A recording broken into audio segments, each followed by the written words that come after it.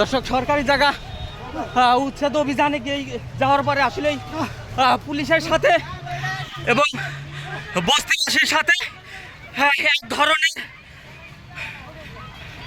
আক্রমণ চলমান ছিল। সেই ক্ষেত্রে আমরা দেখতে পেরেছি পুলিশ কোনোভাবে সেখান থেকে বাঁচিয়ে পালিয়ে এসেছে এবং অনেকে আহত হয়েছেন, এমনটি কিন্তু আমরা আজকে দেখতে পেরেছি। কালশি বাউনিয়াবাদে অতিরিক্ত পুলিশ মোতায়েনের পরেও জনসাধারণের যে আক্রমণ, সেই আক্রমণ কিন্তু আবার দেখা দিয়েছে। দর্শক, এই ছিল আমার কাছে আজকে বাউনিয়াবাদ থেকে সর্বশেষ অবস্থান এবং এখানে অনেকে কিন্তু আহত হয়েছেন, যারা পুলিশ সদস্য রয়েছেন।